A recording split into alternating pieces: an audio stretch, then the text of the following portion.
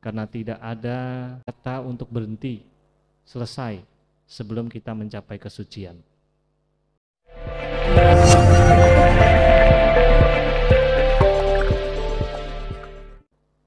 Bapak Ibu saudara-saudari sedama, kenapa sih orang dalam berlatih meditasi itu ternyata tidak mudah? Oh, meditasi kan tinggal duduk diam, perhatikan napas, selesai. Ternyata tidak mudah. Nah, ternyata ada hal-hal yang perlu diperhatikan dalam berlatih. Nah, ini Bante akan menjelaskan sebelumnya bercerita dulu lah biar seru. Kalau langsung to the point selesai sudah ceramahnya. Jadi harus cerita dulu. Bercerita tentang sebuah sutta yang ada di dalam Majjhima Nikaya. Judul sutanya Bodhi Kumara Sutta. Sutta ini bercerita tentang Pangeran Bodhi yang bertanya kepada Sang Buddha. Namun sebelumnya ada cerita-cerita. Jadi di daerah Sang Buddha itu selalu berpindah-pindah tempat. Jadi 20 wasa pertama Sang Buddha selalu wasanya berpindah-pindah dari satu tempat ke tempat lain. Nah, setelah Sang Buddha berusia kira-kira 45 tahun, setelah 50 tahun ke atas, Sang Buddha sudah mulai menetap tidak pindah-pindah wasanya. Biasanya di Sawati wasanya. Nah, jadi pada saat itu Sang Buddha berwasa di sebuah tempat yang bernama Susumaragira. Di itu daerah dekat Kosambi. Nah, di situ ada sebuah kerajaan.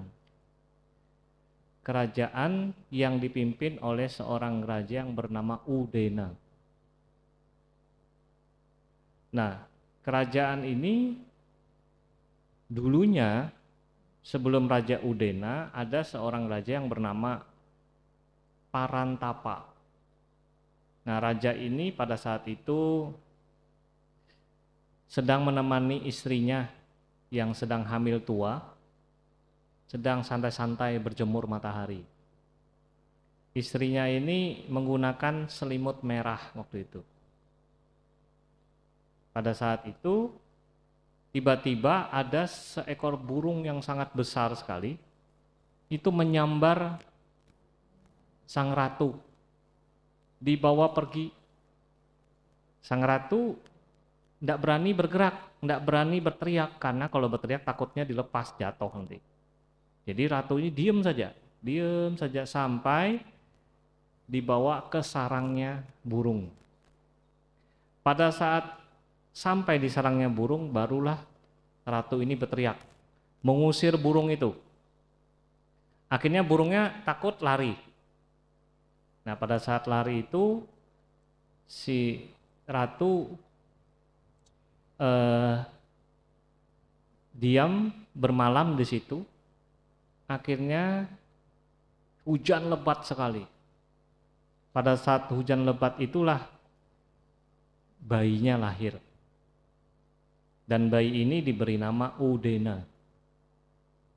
Karena lahir di hujan yang lebat, diberi nama Udena. Nah, keesokan paginya ratu ini ditolong oleh seorang petapa yang mendengar teriakannya ratu ini tadi malam. Dicari-cari, ternyata ketemu di pohon. Ditolong oleh seorang petapa. Kemudian petapa ini merawat sang ratu dan bayinya sampai bayi ini dewasa. Dan ternyata akhirnya sang ratu menjadi istri dari petapa. Jadi petapanya nggak tahan godaan juga. Akhirnya jadi punya istri sang ratu. Nah, ternyata si pertapa ini punya kemampuan. Apa kemampuannya? Dia bisa mengendalikan gajah-gajah Dari mana kemampuan ini? Kemampuan ini dapat dari Raja Saka, dewa ya, dewa Saka. Karena saat itu si pertapa ini bertemu dengan dewa Saka, kemudian dia minta tolong bahwa dia sering diganggu oleh gajah-gajah. Jadi tempatnya ini sering didatangi oleh gajah, dirusak oleh gajah. Akhirnya petapa ini minta kepada Saka untuk diajari bagaimana mengendalikan gajah. Jadi petapa ini memberikan dewa Saka memberikan sebuah harpa yang diajari bagaimana nadanya supaya dengan nada demikian si gajah bisa pergi, dengan nada demikian si gajah bisa datang dan bisa nurut, dan ada mantranya. Nah, akhirnya pertapa ini mengajarkan kepada Raja Udena ini. Nah, setelah itu terdengar kabar bahwa raja di kerajaan sana, ayah dari Raja Udena ini, Pangeran Udena ini mangkat dan tidak ada penggantinya. Akhirnya mendengar kabar itu, Pangeran Udena membawa gajah, karena dia sudah bisa mengendalikan gajah, menuju istana dengan membawa selimut yang pernah dibawa oleh sang ratu sebagai bukti bahwa dia anaknya raja, dan juga cincin dari ratunya. Akhirnya dibawa ke istana dan akhirnya Pangeran Udena diangkat menjadi raja. Nah, kemudian Pangeran Udena ini karena punya kemampuan menguasai gajah-gajah, ada raja yang lain juga tertarik. Wah, bagaimana ya?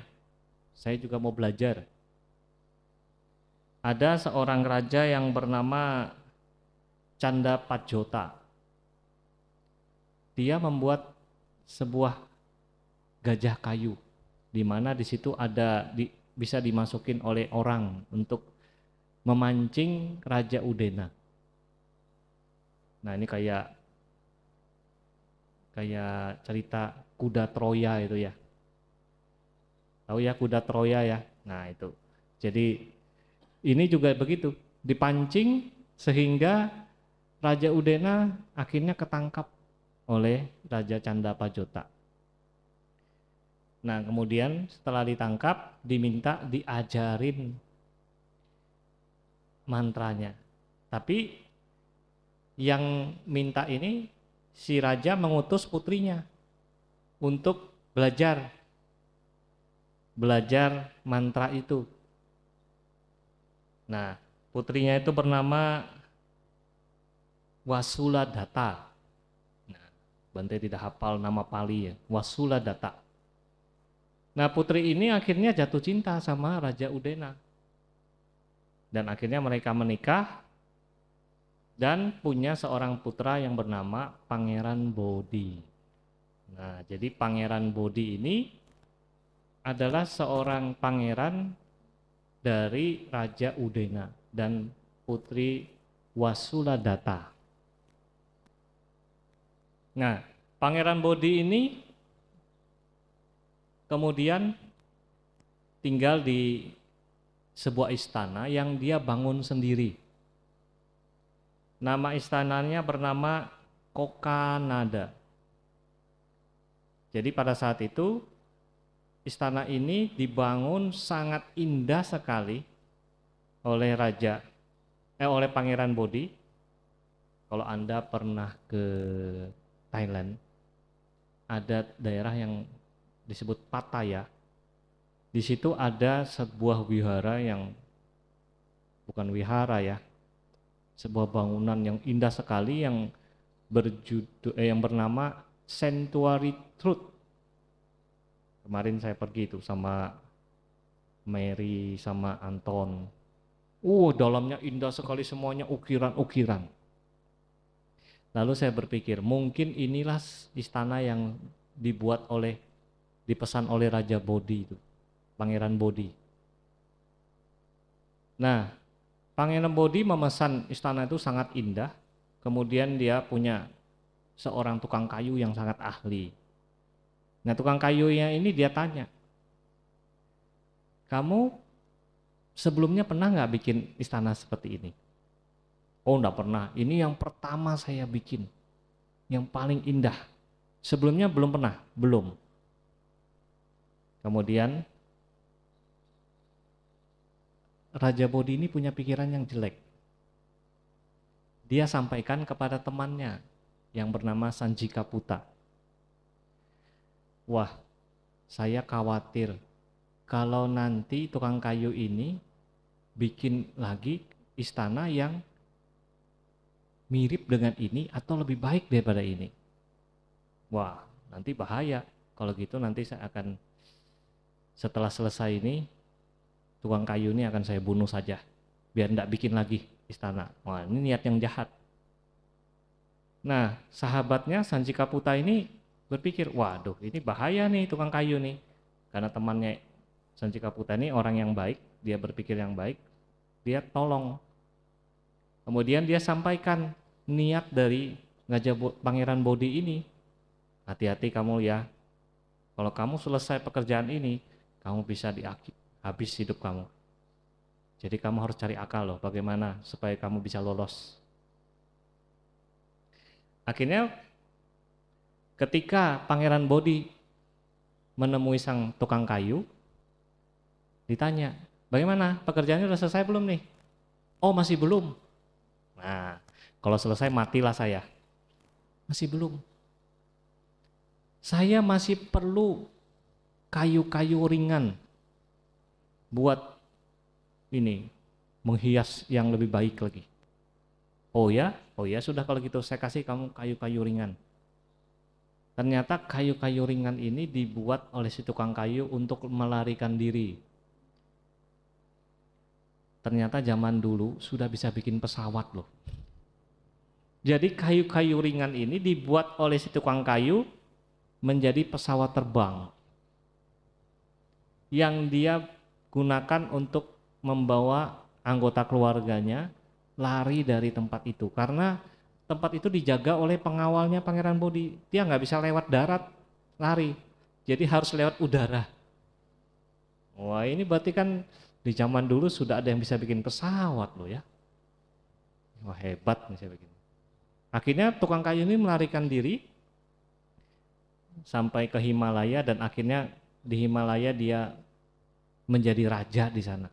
Konon katanya begitu di dalam kitab komentar. Nah, jadi Pangeran Bodhi ini akhirnya ya sudahlah, si tukang kayu udah lari, nggak bisa apa-apa, ya udah. Akhirnya Pangeran Bodhi ini ingin rumah istana yang baru ini diberkahi oleh Sang Buddha. Nah, kemudian dia menghampiri temannya ini yang bernama Sanjika Puta ini. Kamu bisa nggak undang Sang Buddha atas nama saya? Saya ingin mengundang Sang Buddha dan para biku supaya peresmian istana saya.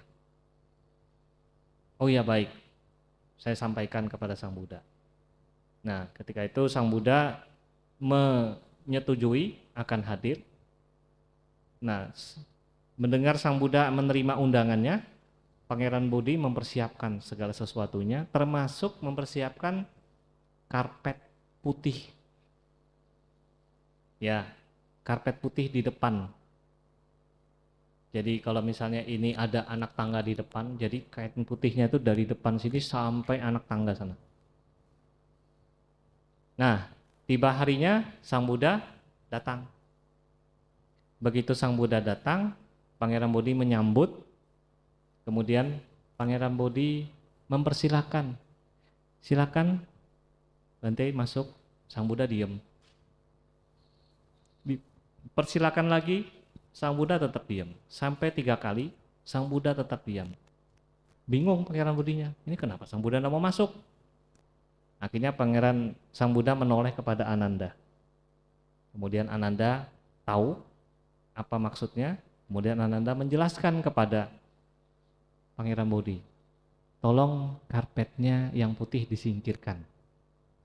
Sang Buddha tidak bisa jalan, ini singkirkan dulu. Oh kalau gitu ya baiklah, karpetnya digulung kembali, baru Sang Buddha masuk. Kenapa Sang Buddha tidak mau menginjak karpet?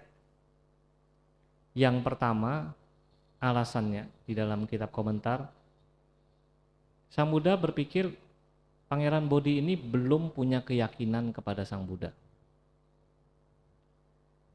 Kalau diinjak karpetnya, terus apa yang dia inginkan itu tidak tercapai, wah keyakinannya tambah jatuh.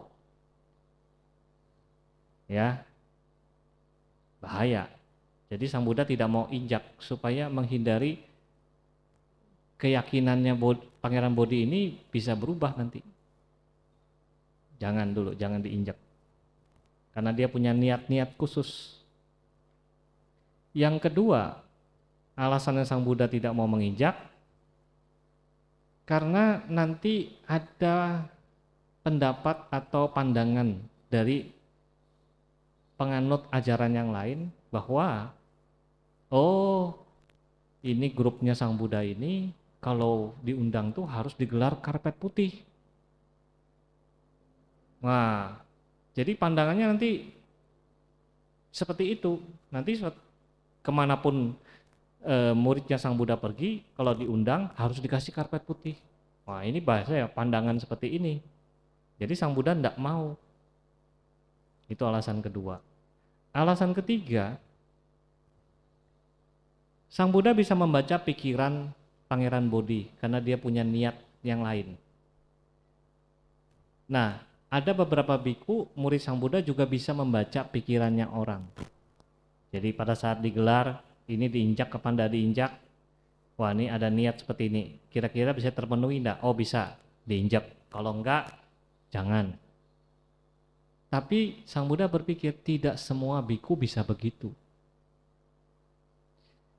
Nanti pada saat Sang Buddha sudah nggak ada, para biku ini kemampuannya makin menurun. Nah bahayanya, bikunya tidak bisa membaca pikirannya orang. Nanti lama-lama orang akan menilai, wah bantainya ndak sakti, ndak bisa baca pikiran saya. Wah itu bahaya. Jadi Sang Buddha menghindarin itu. Jadi dipukul rata aja, jangan ada karpet, sehingga siapapun bikunya, dia bisa baca pikiran orang atau tidak bisa, tetap aman.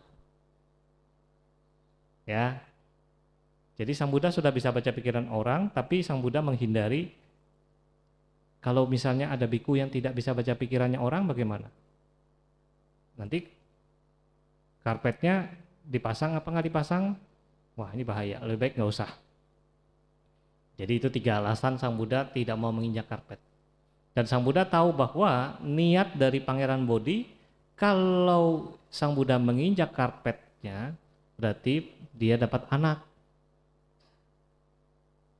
Padahal Sang Buddha tahu Pangeran Bodhi berserta istrinya tidak akan mungkin punya anak. Jadi Sang Buddha tidak mau menginjak. Karena kalau diinjak nanti tidak punya anak, bagaimana dia? Hilanglah keyakinannya gitu. Jadi Sang Buddha tetap tidak mau injak. Nah setelah disingkirkan, Sang Buddha masuk, dan Sang Buddha dilayani oleh Pangeran Bodhi untuk makan siang. Setelah makan siang, Pangeran Bodhi punya kesempatan untuk berdiskusi dhamma dengan Sang Buddha.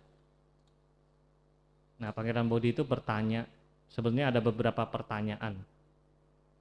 Ya, pertanyaan pertama itu Pangeran Bodhi mengatakan bahwa untuk mencapai sebuah kedamaian pikiran diperlukan sebuah usaha yang ekstra, ya harus usaha yang keras. Apakah demikian? Nah Sang Buddha mengatakan iya memang demikianlah adanya, karena Sang Buddha sendiri sebelum mencapai penerangan sempurna juga melakukan usaha yang keras. Di dalam sutta itu Sang Buddha menceritakan tentang riwayat beliau dari sebelum menjadi Buddha, akhirnya menjadi Buddha dan mengajarkan Dhamma kepada Pancawagya. Nah, yang pertanyaan berikutnya ini yang sangat menarik. Apa pertanyaannya? Pangeran Bodhi bertanya kepada Sang Buddha, berapa lama sih seseorang itu kalau berusaha di dalam ajaran Sang Buddha bisa mencapai kesucian? Berapa lama?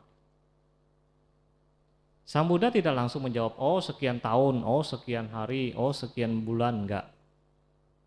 Sang Buddha bertanya kepada Pangeran Bodhi, oh Pangeran Bodhi, Anda kan seorang ahli dalam melatih gajah, ya, ahli dalam melatih gajah. Andaikan ada seorang yang datang kepada Anda mau belajar untuk melatih gajah, orang ini tidak punya keyakinan, orang ini badannya tidak sehat, orang ini tidak punya rasa rendah hati, orang ini angkuh, tidak mau mendengarkan. Orang ini tidak punya semangat. Orang ini kurang cerdas. Kira-kira orang itu bisa nggak jadi pelatih gajah? Apa jawabannya? Pangeran Bodhi mengatakan, Bante, jangankan 5 itu, salah satu saja nggak terpenuhi, dia tidak bisa jadi pelatih gajah. Ya, nggak punya keyakinan, kurang sehat, angkuh, tidak semangat, tidak cerdas, gimana mau jadi pelatih gajah? Nah, kemudian Sang Buddha bertanya lagi, kalau seorang itu punya keyakinan kepada gurunya, kemudian tubuhnya sehat, kemudian orangnya mau belajar, rendah hati, tidak angkuh, kemudian semangat dalam berlatih, belajar, kemudian punya kecerdasan. Kira-kira dia bisa nggak jadi pelatih gajah? Oh, tentu. Dengan dia memiliki 5 itu, dia pasti menjadi pelatih gajah yang baik. Saya pasti gampang ngajari dia. Kemudian Sang Buddha mengatakan, demikian juga Pangeran. Seseorang yang mau maju di dalam Dhamma, seorang bisa memperoleh kemajuan, dia harus mempunyai 5 syarat. Syarat pertama, dia harus punya keyakinan. Jadi kalau Anda mau berlatih di dalam Buddha Sasana, berlatih meditasi, itu harus punya 1 keyakinan. Kalau Anda punya keyakinan, bagaimana berlatih meditasi? Ini benar nggak meditasi saya inilah? Nggak mungkin Anda bisa berlatih dengan baik kalau Anda tidak punya keyakinan. Keyakinan apa? Keyakinan kepada Buddha, Dhamma, Sangha. Keyakinan pada Tiratana. Jadi dalam kita berlatih meditasi, harus punya keyakinan dulu. Yakin pada Buddha, Dhamma, Sangha. Nah, di dalam istilah kita sering membaca sarana gamana. Ya, pernah dengar ya, sarana gamana. Tadi kan kita sering baca Handamayang sarana gamana patang vanamasi. Sarana gamana artinya menciptakan perlindungan, yaitu 3 perlindungan, Buddha, Dhamma, Sangha. Bagaimana caranya? Bapak Ibu sekalian, ada 4 cara berlindung. Yang pertama adalah menyatakan tekad, mulai hari ini dan seterusnya, saya menyerahkan diri saya, menyerahkan hidup saya kepada Buddha, Dhamma, dan Sangha. Tekad. Ya. Jadi Anda kalau punya keyakinan kepada Buddha, Dhamma, dan Sangha, menyatakanlah tekad. Mulai hari ini dan seterusnya, saya adalah seorang yang menyerahkan hidup saya kepada Buddha, Dhamma, dan Sangha. Kalau sudah menyerahkan hidupnya kepada Buddha, Dhamma, dan Sangha, tidak ada yang lain. Jadi dalam hidup ini yang ada di dalam pikiran, ucapan, dan perbuatan adalah Buddha, Dhamma, Sangha. Itu yang pertama, menyerahkan diri. Yang kedua adalah mulai hari ini dan seterusnya, saya menjadikan Buddha, Dhamma, Sangha sebagai pendukung hidup saya, yang menopang hidup saya. Ini tekad yang kedua yang harus kita ucapkan supaya keyakinan itu sangat kuat. Jadi bentuk keyakinan itu adalah berserah diri, kemudian menjadikan Buddha, Dhamma, Sangha sebagai pendukung. Yang ketiga, mulai hari ini dan seterusnya, saya menyatakan diri sebagai siswa tetap atau siswa abadi dari Buddha, Dhamma, dan Sangha. Jadi kalau kita ada dengar mahasiswa abadi, jadi kita ini mahasiswa abadinya Sang Buddha. Jadi tidak hanya kehidupan sekarang, kehidupan akan datang mulai sekarang sampai kapanpun juga, sebelum saya mencapai kesucian, mencapai arahat, saya menyatakan Sang Buddha, Dhamma, dan Sangha adalah pelindungku. Itu tekad tuh harus diucapkan kalau Anda ingin meditasinya maju. Yang keempat adalah mulai hari ini dan seterusnya, yang saya hormati, saya hanya memberikan penghormatan kepada Buddha, Dhamma, dan Sangha, bukan kepada guru yang lain. Ya, itu pernyataan tekad itu sangat membantu kita untuk maju dalam secara batin. Penghormatan. Jadi sikap hormat itu bentuk dari keyakinan.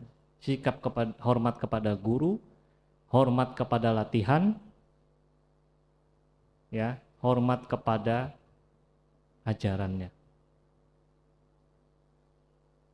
Yang kedua,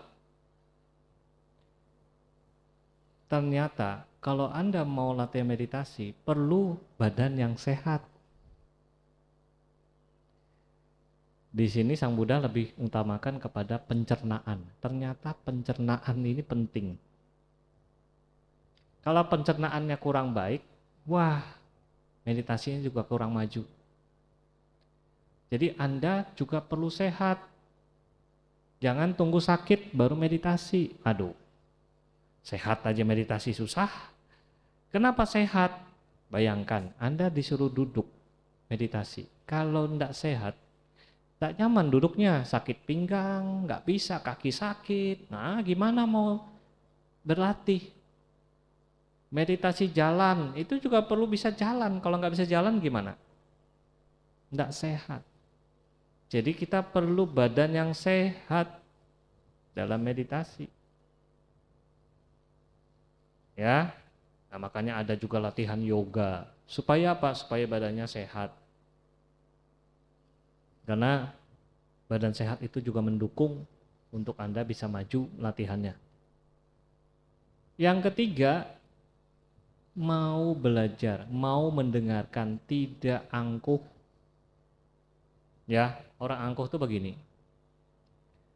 Begitu diajarkan, nanti dalam pikirannya, oh saya sudah tahu, wah itu mah saya sudah tahu. Diajarin lagi, itu sudah tahu juga. Tak mau betul-betul mendengarkan. Anggap dia lebih pinter. Nah, ini susah. Kemudian kalau bertanya pun bukan sungguh-sungguh mau mendapat pengetahuan. Bertanya hanya untuk ngetes. Tidak bisa juga. Jadi seorang yang mau maju dalam berlatih, dia harus membuka hatinya, mengosongkan gelasnya, mendengarkan apa yang diinstruksikan, masukkan semua informasi dengan baik.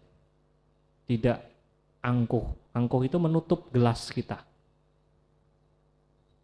Nah, jadi ini syarat yang ketiga.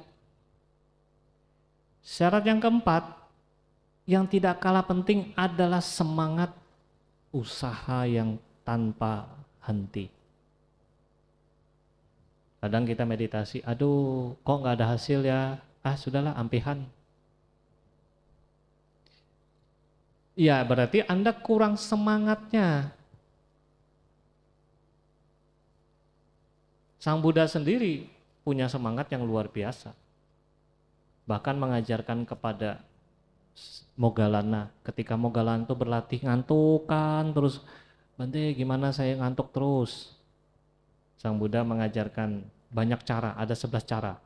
Tapi di akhir Sang Buddha mengajarkan itu, Sang Buddha mengatakan seperti ini. Kalau kamu bangun dari tidur, begitu mata itu dibuka, badanmu harus langsung tegak. Dan katakan, saya tidak akan kalah pada ngantuk, saya tidak akan kalah pada malas. Buka mata, langsung bangun. Jangan buka mata, tidur lagi. Itu kalah sama ngantuk. Jadi begitu buka mata, saya tidak mau kalah sama ngantuk saya. Saya harus semangat. Bangun. Nah, itu berarti kita semangatnya muncul. Anda bisa semangat begitu, semua kemalasan akan turun dan akan maju meditasinya. Ya, mengalahkan ngantuk, malas dan segala macam dengan semangat. Di sini juga ada semangat, ada satu lagi, semangat untuk menyingkirkan segala keburukan. Pikiran-pikiran yang buruk kita harus hindari. Semangat untuk mengembangkan kebajikan, termasuk semangat kewihara. Ya, ini wiharanya masih belum penuh banget nih, biasanya penuh. Nah ini wiharanya masih ada yang kosong-kosong. Perlu ada semangat, mulai dari diri sendiri. Jadi Anda dalam berlatih meditasi, pertama tadi punya keyakinan, 2, sehat badannya, 3, tidak angkuh, rendah hati, mau mendengarkan, terbuka, yang keempat, semangat.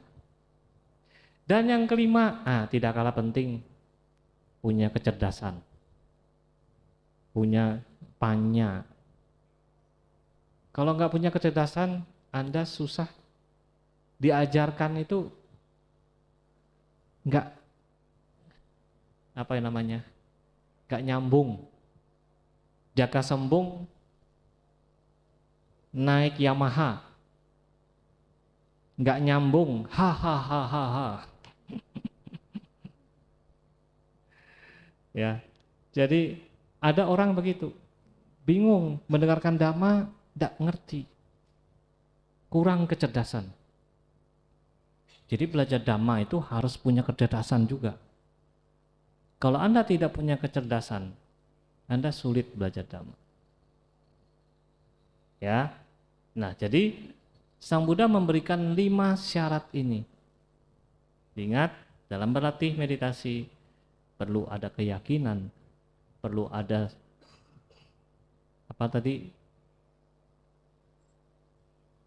sehat, tidak angkuh, rendah hati, semangat, dan punya kecerdasan. Kemudian Sang Buddha mengatakan kepada Pangeran Bodhi, jika ini 5 syarat dipenuhi dan orang itu berlatih dengan sungguh-sungguh, dalam waktu 7 tahun dia bisa mencapai arahanta. Tidak perlu 7 tahun, 6 tahun juga bisa. Tidak perlu 6 tahun, 5 tahun, 4 tahun, 3 tahun, 2 tahun, 1 tahun juga bisa. Tidak perlu 1 tahun. setengah tahun, 3 bulan, 1 bulan juga bisa. Tidak perlu 1 bulan, 3 minggu, 2 minggu, 1 minggu juga bisa. Tidak perlu 1 minggu, 3 hari, 2 hari, 1 hari juga bisa. Jadi hari ini berlatih, besok sudah mencapai. Enak ya? Tapi harus usaha betul-betul. Tapi juga harus didukung oleh yang namanya parami, tabungan kebajikan. Itu seperti ada salah satu murid Sang Buddha yang bernama Sona. Sona ya. Yang dia sebetulnya anak orang kaya, tidak pernah merasakan sulitnya berlatih, kemudian dia tiba-tiba jadi biku. Ketika jadi biku, dia mendengar bahwa kalau untuk mencapai kesucian harus berlatih keras. Akhirnya apa? Dia berlatih keras. Apa yang dilakukan? Dia tidak pernah meditasi duduk, tapi yang dilakukan meditasi jalan. Meditasi jalan tidak pernah berhenti, sampai kakinya lecet, luka-luka bernanah. Akhirnya Sang Buddha mendengar, dipanggil. Sang Buddha memberi perumpamaan seperti ini. Sona, kamu kan suka musik? Iya. Kalau tali harpa itu kamu kencangin, suaranya enak nggak? Oh enggak, bahkan bisa putus. Kalau dikendorin, suaranya enak nggak? Oh enggak. Demikian juga, kalau berlatih itu terlalu keras seperti tali senar tarik kencang. Kalau terlalu kendur juga nggak bagus, tidak bisa dapat kemajuan, jadi harus pas. Nah dalam berlatih, kamu harus tahu, jangan terlalu dipaksa. Jadi sebetulnya perumpamaan tali senar itu bukan untuk Sang Buddha yang waktu mau mencapai penerangan sempurna, tapi sebetulnya perumpamaan ini untuk muridnya Sang Buddha yang bernama Sona itu. Akhirnya dia sadar, dia mulai berlatih menyesuaikan dengan kemampuan dirinya, tidak memaksakan diri, tapi juga tidak kendor. Jadi kita harus pas latihannya, semangatnya harus pas. Nah akhirnya dia mencapai kesucian. Nah setelah Sang Buddha memberitahu ajaran ini kepada Pangeran Bodhi, Pangeran Bodhi langsung memuji, wah luar biasa ajaran Sang Buddha. Mendengar pujian dari Pangeran Bodhi, temannya Sanjikaputa ini mengatakan begini, waduh pangeran hanya memuji ajarannya Sang Buddha, tapi kok tidak menyatakan berlindung kepada Sang Buddha. Pangeran Bodhi langsung mengatakan, oh Sanjikaputa, kamu jangan mengatakan seperti itu. Waktu saya masih di kandungan, ibu saya itu sudah pergi kepada Sang Buddha dan mengatakan, saya pergi berlindung kepada Buddha, Dhamma, dan Sangha, termasuk bayi yang ada di kandungan saya ini. Jadi sejak kandungan saya sudah menyatakan berlindung kepada Buddha, Dhamma, dan Sangha, walaupun saya tidak tahu. Setelah saya lahir, itu perawat saya juga membawa saya dan menyatakan berlindung kepada Buddha, Dhamma, dan Sangha. Jadi sudah 2 kali. Dan inilah yang ketiga kali saya menyatakan sendiri berlindung kepada Buddha, Dhamma, dan Sangha. Jadi 3 kali. Nah jadi Sang Buddha, Pangeran Bodhi mengatakan, saya ini yang ketiga kalinya berlindung. Yang 2 kali itu bagaimana? Sebetulnya belum sah. Kenapa? Bukan dari kehendak sendiri. Jadi kalau Anda membawa anak masih bayi, Bante, ini saya sebagai upasaka upasika, belum sah upasaka upasikanya. Jadi kita sebagai orang yang menyatakan sebagai upasaka upasika adalah orang yang harus dengan sadar, dengan kehendak sendiri menyatakan aku berlindung kepada Buddha, Dhamma, dan Sangha. Kalau dia tidak sadar atau dia masih kecil, tidak tahu, itu belum sah dia sebagai upasaka upasika. Ya. Nah, seperti yang Bante katakan tadi, seorang upasaka upasika itu berserah diri. Mulai hari ini saya menyerahkan hidup saya kepada Buddha, Dhamma, dan Sangha. Nah, Bapak Ibu saudara-saudari sedama, setelah itu Pangeran Bodhi bertanya, kenapa Sang Buddha tidak mau menginjak karpet? Karena Sang Buddha berpikir bahwa, karena kamu tidak bisa punya keturunan.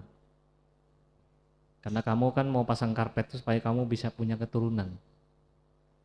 Tapi kamu tidak bisa punya keturunan. Kenapa? Nah, Sang Buddha menjelaskan bahwa dulu kamu ini bersama istrimu melakukan sebuah perjalanan menyeberangi, naik kapal melewati laut, dan kapalnya karam, rusak, hancur, kamu terdampar di sebuah pulau.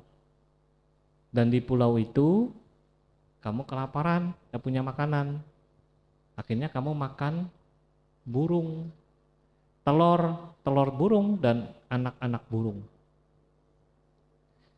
Tapi kamu itu tidak sadar-sadar.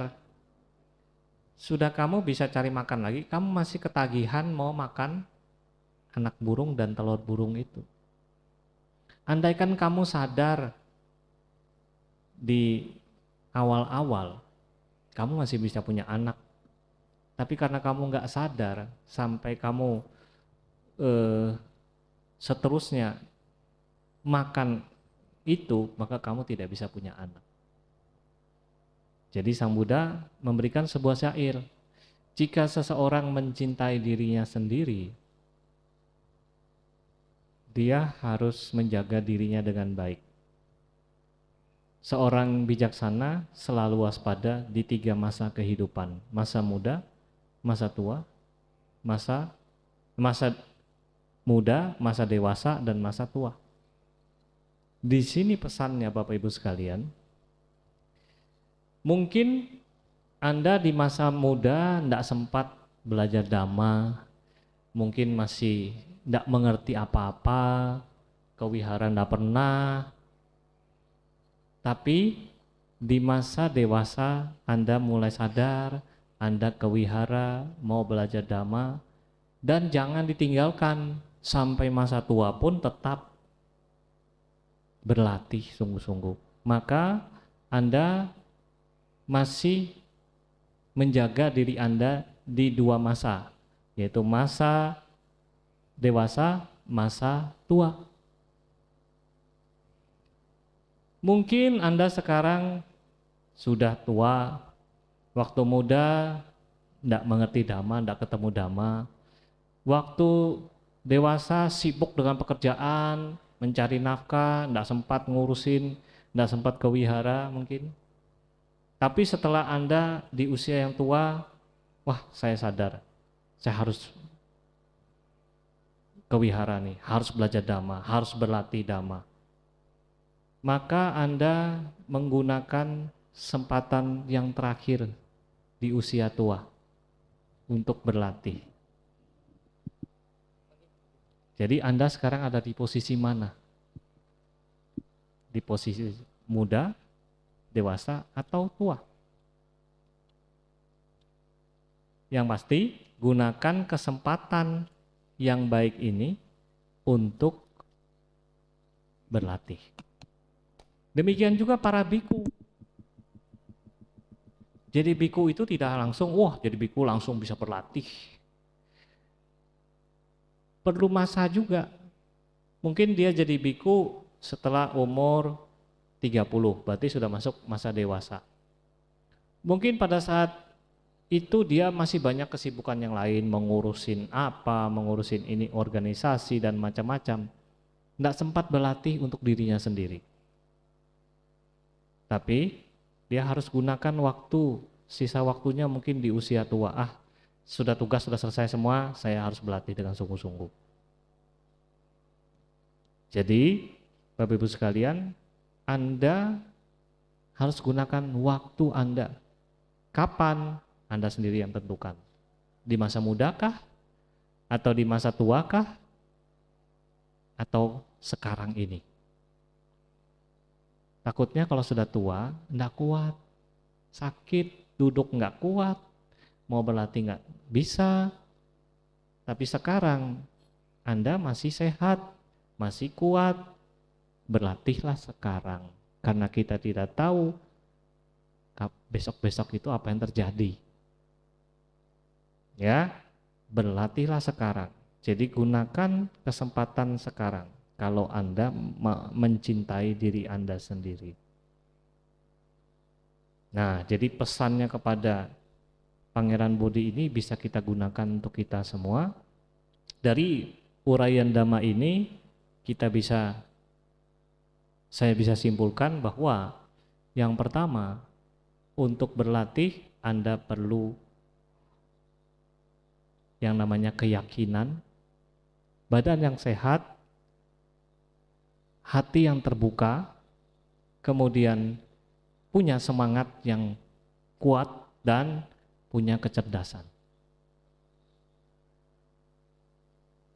Di samping itu, di sini juga kita perlu yang namanya usaha bahwa kita punya kesempatan sekarang ini. Jangan tunggu nanti. Kalau Anda mencintai diri Anda sendiri, gunakan kesempatan itu. Kita tidak tahu apa yang terjadi besok, gunakan kesempatan sekarang ini sebaik-baiknya.